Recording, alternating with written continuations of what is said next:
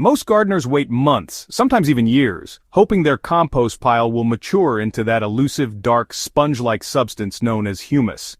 They heap on kitchen scraps, turn the pile endlessly, and pray for microbial magic to kick in. But what if the wait wasn't necessary? What if there was a faster way? My garden soil had become lifeless. Water refused to soak in, leaves yellowed despite compost, worms had vanished. It didn't matter how much organic matter I added, the ground stayed dull and unresponsive. That's when I decided to try something different. No tilling, no turning, just 3 natural materials, chosen carefully and combined deliberately. What happened next felt almost unbelievable. In just 2 weeks, the dry, crusted topsoil transformed into rich, dark, sweet-smelling humus. Earthworms returned in droves, roots pushed deeper, even stubborn plants perked up. So what were these 3 ingredients? Before revealing them, let's talk about what humus actually is, because it's not just broken down compost. Humus is the final, stable product of decomposition. It doesn't rot or smell. It holds water like a sponge, buffers pH, and binds nutrients to prevent leaching. It's also the microbial engine of the soil food web, the living bank account that plants draw from. So, while compost may feed the soil temporarily, humus builds soil. That's a crucial distinction.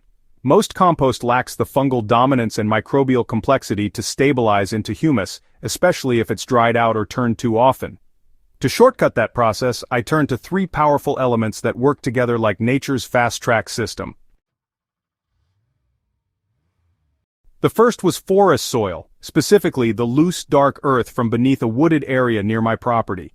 This material is teeming with fungal hyphae, decomposer microbes, and beneficial bacteria that already know how to build humus, because they've been doing it for centuries.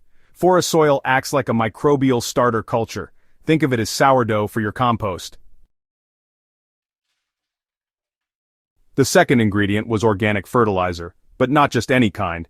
I used a blend high in carbon and trace minerals, partly decomposed composted manure, bone meal, and alfalfa pellets. These provide the raw materials: nitrogen to stimulate activity, phosphorus for root health, and complex carbon compounds to feed fungi. Finally, the third ingredient, leaf mold, partially fermented in a covered pile for about a month before use. Unlike raw leaves, fermented leaf mold already contains a thriving microbial colony, along with humic and fulvic acids that directly encourage humus formation.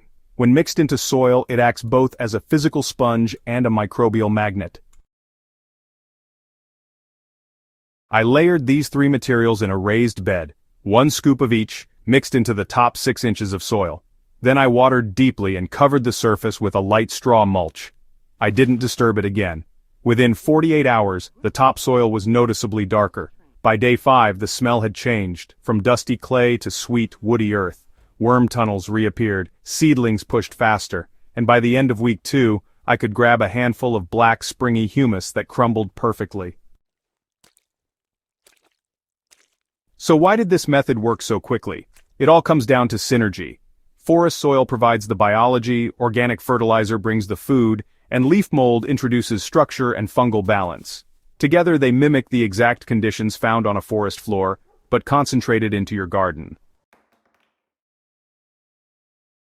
And because I didn't disturb the layers by turning, the microbes could organize naturally. Fungi formed mycelial networks, bacteria clustered in colonies, earthworms aerated from below. It was a no-dig, no-turn formula, but with faster results than any hot compost pile I've ever built.